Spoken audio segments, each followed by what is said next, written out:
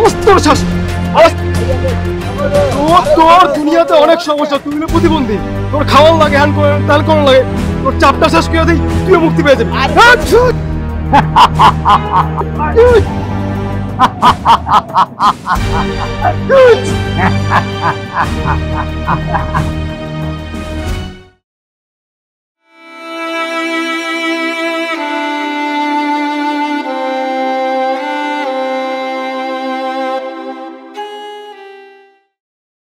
কি রাখছিস কেন? একটা সমস্যা হয়ে গেছে জানোস? কি সমস্যা? তুই তো জানোস আমার একটা গার্লফ্রেন্ড আছে, ওর নাম হচ্ছে নুসরাত। তো গার্লফ্রেন্ড আছে বাবা? বুঝলাম না, তলে তলে ট্রাক চালাচ্ছ, এখন এসে বলো গার্লফ্রেন্ড আছে। এখন সমস্যাটা শুন।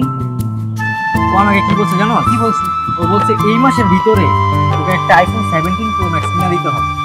তো একটা আইফোন 17 প্রো ম্যাক্স এর দাম হচ্ছে 3 লাখ টাকা। এত টাকা আমি কোথায় পাবো? তো এখন আচ্ছা, তোর কাছে তো অনেক চেনা জানা অনেক বড় ভাই আছে, অনেক লিঙ্ক আপ আছে, তুই আমাকে একদিন নিয়ে যা, তোদের বড় ভাইয়ের সাথে কাজ করবা। কাজ করবি? হ্যাঁ, সমস্যা নেই, আমার একটা বড় ভাই আছে, নাম হচ্ছে রন ভাইয়ের সাথে তোর পরিচয় করাই দিব। শোন, সমস্যা নেই, আমি তোকে বড় ভাইয়ের সাথে লিঙ্ক আপ করাই দিব, তোকে ওয়াদা দিতে হবে এই কাহিনী আমাদের ফ্রেন্ড সার্কেলের জন্য আর কেউ না জানে, শুধু তুই আর আমি ওয়াদা করতে হবে, এবং আত্মীয়জন বাবা মা কেউ যেন না জানে। শোন, আমার বস কিন্তু সিক্রেট বিজনেস করে, তো সেই ক্ষেত্রে একটু সাবধান, তুই বুঝে নিস, তুই এটা করতে পারবি, বাট এটা হচ্ছে একটা সিক্রেট এবং সে বড় কাজ, তুই বুঝে আমাকে জানা তুই করবি কিনা। তুই এইটা নিয়ে কোনো চিন্তাই করিস না, যত সিক্রেট কাজ আছে আমি সব করতে রাজি আছি। তাহলে সমস্যা নাই, চল করতে পারবি, আমি বড় ভাইয়ের সাথে লিঙ্ক করে দিব তোকে, আমার বসের সাথে দেখা করে তোকে একটা কাজের ব্যবস্থা করে দিব, এবং তুই তোর গার্লফ্রেন্ড এবং হচ্ছে যে আরো 5-6টা গার্লফ্রেন্ড পালতে পারবি, সমস্যা নেই। তুই তো বুঝোস, কারণ আমার গার্লফ্রেন্ডকে যদি আমি আইফোন 16 প্রো ম্যাক্স না দিতে পারি তো ও তো অন্য ফ্রেন্ডদের কাছে চলে যাবে, আমার তো ব্রেকআপ হয়ে যাবে, বুঝতে পারতাছিস না তুই? আরে তুই টেনশন করিস না, তোর গার্লফ্রেন্ড অন্য জায়গায় যাবে না, তোর এই গার্লফ্রেন্ড থাকবে, সাথে আরো 6-7টা থাকবে, ওটা নিয়ে তুই কোনো পেরেই নিস না, আমার বসের সাথে কাজ করবি, তোর কাছে হিউজ পরিমাণ টাকা আসবে, আর তুই সেটা দিয়ে তোর গার্লফ্রেন্ড সব যাবতীয় চালাতে পারবি, তোর গার্লফ্রেন্ড তোর সাথেই থাকবে। তাহলে তো ভালোই হলো, চল তাহলে যাই। সমস্যা নেই, চল।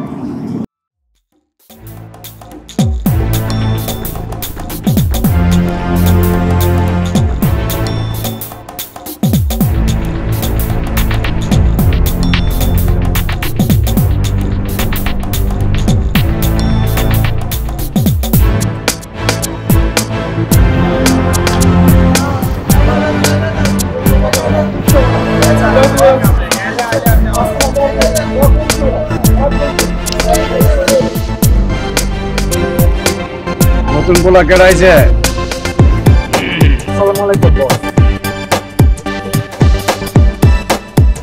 লিটন, কাজের কি খবর? ঠিক আছে তো সব? অনেক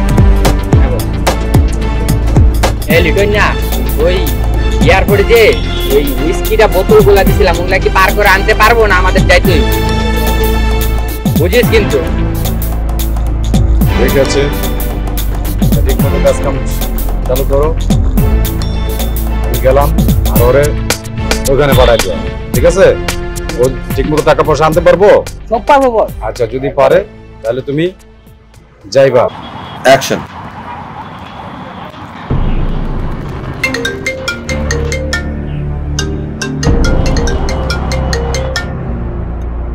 হ্যালো এসআই আরিফ। জি স্যার, আসসালামু আলাইকুম স্যার। ওয়ালাইকুম আসসালাম। তুমি এখন কোথায়? স্যার আমি ডিউটি শেষ করে বাসায় যাচ্ছি স্যার। শোনো, জি স্যার। একটা ইমার্জেন্সি অপারেশন আছে, বাচ্চা গুম হয়েছে, বাচ্চাটি বের করতে হবে। হসপিটাল, রেল স্টেশন এর আনাচে কানাচে খোঁজো, একটি স্কুলের বাচ্চা গুম হয়েছে, এটা বের করতে হবে। ও মাই গড, স্কুলের বাচ্চা? কত বছর বয়স স্যার? বাচ্চার বয়স 10 থেকে 11 বছর বয়স, আর স্কুল থেকে হারিয়েছে, তার পরনে স্কুল ড্রেস আছে, স্কুলের ব্যাগও আছে। আমার ধারণা এটা বড় কোনো কিডন্যাপার চক্রের কাজ। আমরা কন্ট্রোল রুম থেকে এটার পুরো মনিটর করতেছি। তুমি সার্চিং অপারেশন শুরু করো। স্যার আমি এখনই কাজ শুরু করতেছি স্যার। আর শোনো, তুমি কিন্তু পুলিশ ড্রেস করে ও জায়গায় যাবা না, তাহলে কিন্তু বিপজ্জনক, এমনকি বাচ্চার ক্ষতি করে ফেলতে পারে তারা। তোমাকে পুলিশ হিসাবে জানতে পারলে তুমি অবশ্যই সিভিল ড্রেসে যাবা ওই জায়গায়। স্যার আমি সিভিল ড্রেসে আছি স্যার। দরকার হলে স্যার আমার সোর্স এবং ইনফর্মারদের আমি কাজে লাগাচ্ছি স্যার। অবশ্যই তোমার সোর্স এবং ইনফর্মার কাজে লাগাবা। আর এদিকে আমি তোমার পুরা ব্যাকআপে আছি। জি স্যার।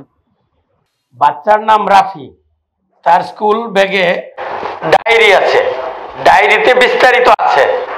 এরপরেও আমি তোমার হোয়াটসঅ্যাপে বিস্তারিত পাঠিয়েছি, তুমি দেখলেই পুরো বুঝবে। তুমি এটা পুরো নজরে রাখো। এদিকে বাচ্চার মা অফিসে আসছে, কান্নাকাটি করতেছে।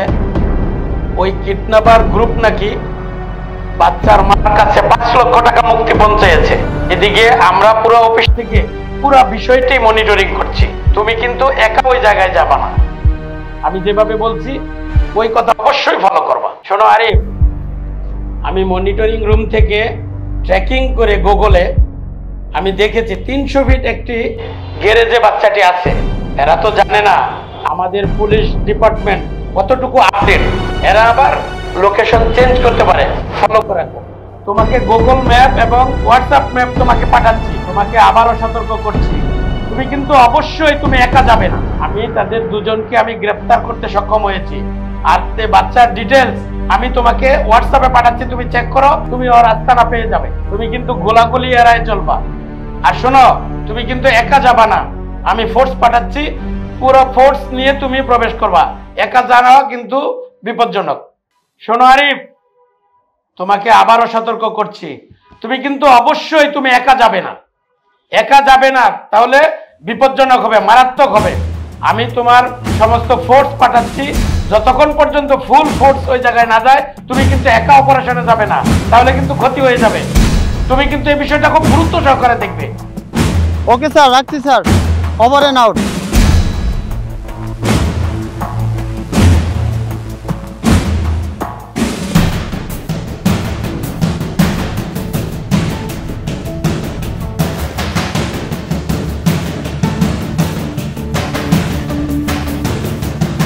দেখতেছি ট্রেকিং করে এই গ্যাং লিডাররা কোথায় আছে।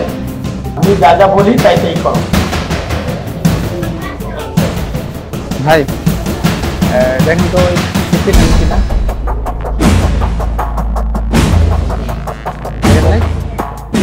কাছাকাছি। ভাই এই বাচ্চাটাকে দেখছেন? দেখেন তো। দেখেন নাই? না না না না, শোনো শোনো, তুমি ডানে চলে গেছো, আরেকটু বামে আসো, আরেকটু বামে আসো, দেখো। এই বাচ্চাটাকে দেখছো তুমি? দেখো নাই? তোমাকে যদি তারা চিনে ফেলে তাহলে কিন্তু বড় বিপদ হয়ে যাবে। চাচা, এই বাচ্চাটাকে দেখছেন? ভাই বাচ্চাটাকে দেখছেন? দেখেন নাই?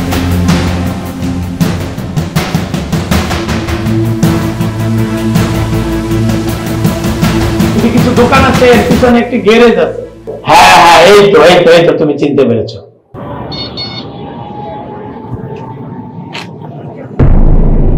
ভাই এই বাচ্চাটাকে দেখছেন? দেখেন নাই? বাচ্চাটাকে দেখছেন? চাচা, বাচ্চাটাকে দেখছেন? দেখেন নাই? চাচি দেখছেন? বাচ্চাটাকে দেখেন নাই? একটু আর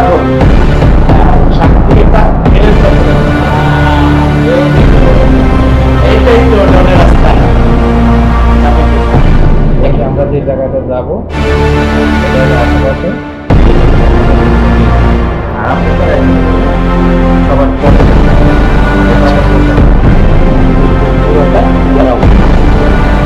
পুরোটা ঘেরাও করলে গাড়ি যাবে, আমরা বাইরে ফোর্স দিয়ে অ্যাটাক করবো আর জোর দিয়ে চলে আসবে।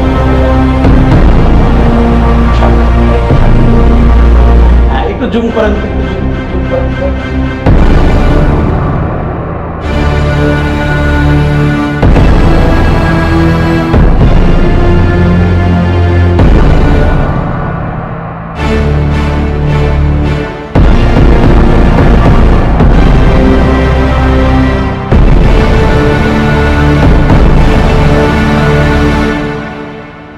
শোনো আরিফ, তোমার পিছনে আমাদের ফুল ফোর্স আছে, আমিও আছি তোমার ব্যাকআপে, তুমি ভয় পেও না, কেয়ারফুলি থাকো। না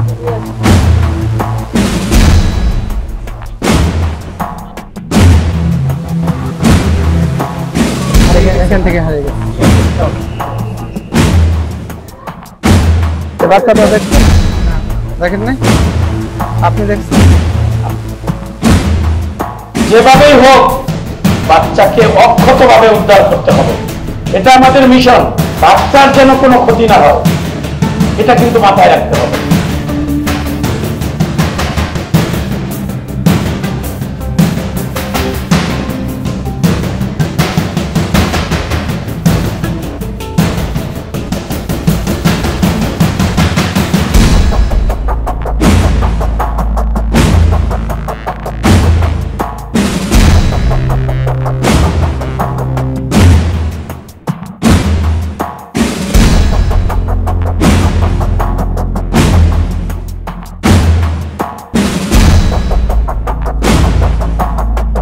স্যার আমি খুঁজতে খুঁজতে গ্যারেজের মতো একটা জায়গায় আসছি, একটা স্কুল ব্যাগ পাইছি স্যার। স্যার এটার মধ্যে কিছু খাতা এবং বই পাইছি স্যার। খাতার মধ্যে লেখা স্যার রাফি আহমেদ স্যার। জি স্যার, আমার মনে হয় স্যার রাফি গ্যারেজের মধ্যে আছে স্যার। আমি কি ঢুকবো স্যার? তুমি যদি কাছে চলে যাও তোমাকে চিনে ফেলবে, তারা লোকেশন পরিবর্তন করবে, তোমার বাচ্চার কোনো ক্ষতি করে ফেলবে। বি কেয়ারফুল, খুব সেনসিটিভ বিষয়। তুমি কিন্তু আমার কথার বাইরে একটি পদক্ষেপ দিও না। স্যার বাচ্চাটার জীবনটা শেষ হয়ে যাবে স্যার। স্যার আমি ঢুকি স্যার। খবরদার আরিফ, তুমি কিন্তু এই কাজ করবা না। It is my order. না স্যার ঢুকতে হবে স্যার, বাচ্চাটাকে বাঁচাতে হবে স্যার, নয়তো বাচ্চাটাকে ওরা মেরে ফেলবে স্যার। ডন মেরে ফেলবে স্যার। ডন খুব খারাপ প্রকৃতির লোক স্যার। খবরদার আরিফ, তুমি কিন্তু এটা করবা না। স্যার একা যাবে না, একা যাবে না, তাহলে বিপজ্জনক হবে, মারাত্মক হবে।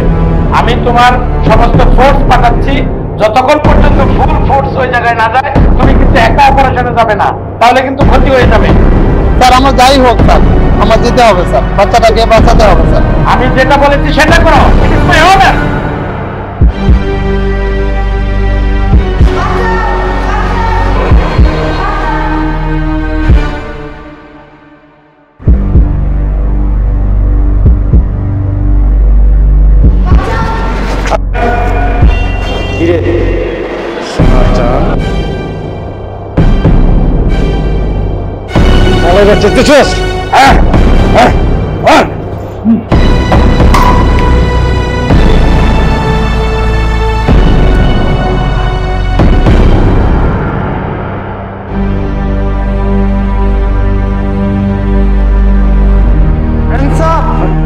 বাচ্চাটার উপর আর আঘাত করবি না। ডন অস্ত্র নামা, বাচ্চার গায়ে আর হাত দিবি না। You are under arrest. এই অস্ত্র নামা। রাফি তুমি কোনো টেনশন করবে না, বাংলাদেশ পুলিশ তোমাকে বাঁচাবে। ডন সাবধান, অস্ত্রটা ফেলে দে। আর একটা বাড়ি দিবি না ছেলেকে, বাচ্চার গায়ে আর হাত দিবি না। এই ডন অস্ত্র ফেলা, একটা বাড়ি দিবি না বাচ্চাকে। আমি তোকে অনেক দিন যাবত খুঁজতেছি, আজকে তো রাস্তা না চতুর্পাশে পুলিশ ঘেরাও করে ফেলছে। অস্ত্র ফেলা, অস্ত্র ফেলা বলছি, নয়তো আমি গুলি করে দেবো। যদি গুলি করার পারমিশন নাই। গুলি করার পারমিশন নাই সেটা আমি জানি, চাইলেও তুমি গুলি করতে পারবা না। আর এই ডনেরে, তুমি এই ডনের আস্তানা আইছো, তুমিও ফিরে যেতে পারবা না।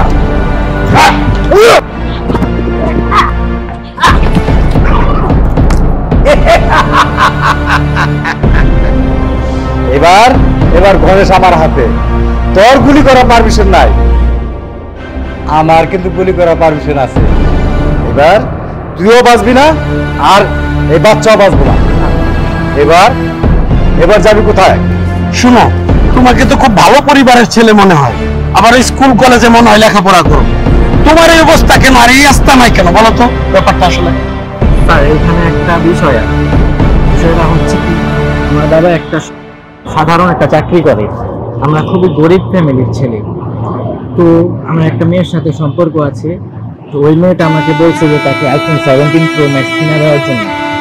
তো আমার একটা ফ্রেন্ড আছে, তো ওই ফ্রেন্ডটা আমাকে একটা ডনের কাছে নিয়ে যায়। তো ডনের কাছে নিয়ে যাওয়ার পরে সে আমাকে প্রতিশ্রুতি দেয়, অনেক কথা বলে যে সে আমাকে অনেক টাকা দিবে তার সাথে কাজ করলে। তো আমি চিন্তা ভাবনা করছি যে তার সাথে আমি কাজ করব, তো এভাবে তার সাথে আমি কাজ করি। তোমাকে একটা কথা বলি, তোমার জীবনটা এখনো স্কুল কলেজ পার হয়নি। তুমি এখনই একটি মেয়ের পাল্লায় পড়ে তুমি যেভাবে বাবা মার অবাধ্য হয়েছ, তোমাদের বয়সে এটা আমরা কামনা করি না, কোনো সময় কামনা করি না। এটা হচ্ছে অন্ধকার জগৎ, এই জগতে যারা পা দেয় তাদের জীবনটা ধ্বংস। কথা বুঝতে পেরেছো? জীবনটা একেবারে ধ্বংস, সমাজের থেকে পরিত্যক্ত, কেউ ভালোবাসবে না। ইভেন তুমি যার জন্য জীবন দিতে চলেছো, যে মেয়ের জন্য, ওই মেয়েও তোমার থেকে মুখ ফিরিয়ে নিবে যখন জানবে তুমি এই ক্রাইমের সাথে জড়িত। কথা বুঝতে পেরেছো? তুমি যেটা করেছো এটা একেবারেই খারাপ করেছো, ভুল ডিসিশন। আর তোমাদের বয়সের যে ছেলেপেলেরা এই ধরনের ডিসিশন গুলো বেশি নাই। তুমি বলো, এখন তুমি আমাকে বলো যে কি করলে ভালো হইতে, যে তুমি যে ডিসিশনটা নিয়েছো এটা ভুল হয়েছে, তাহলে কি করলে ভালো হতো তা বলো। আমি যেটা করছি এটা অনেক অন্যায় করছি। আমার এখন উচিত ছিল যে বাবা মার কথা শোনা, আমার পড়ালেখা করা উচিত ছিল, খেলাধুলা করা উচিত ছিল, স্কুল কলেজ থেকে বাসায় ফিরে পড়াশোনা করা উচিত ছিল। আমি খারাপ পথে জড়াই গেছি, তার জন্য আমি অনুতপ্ত। Very good. শোনো, তোমার এই বয়সটা হচ্ছে হই হুল্লোড় করে খেলাধুলা করবা, লেখাপড়া করবা, বন্ধুদের নিয়ে আড্ডা দিবা, বাপ মাকে জড়িয়ে ধরে তোমার মনের আশা পূর্ণ করবা, তোমার ডিমান্ড পূরণ করবা। তুমি বাপ মা ছেড়ে দিয়ে যে অন্ধকার পথে গেছো, এটা তো এই বয়সে কোনোভাবেই কাম্য না। অন্ধকার পথে গেছো। দেখছো এভাবে আমাদের সমাজে কত কত যুবক, কত কত তরুণ এই পথে যে তাদের জীবনটা নষ্ট করে। তুমি অবশ্যই শুনেছো কিশোর গ্যাং, তুমি কিন্তু কিশোর গ্যাং এর একজন সদস্য বলা যায়। তুমি পা দিতে চলেছো, এটা থেকে অবশ্যই তোমার বন্ধু সহ যারা আছে তাদেরকে এখান থেকে নিয়ে আসবো।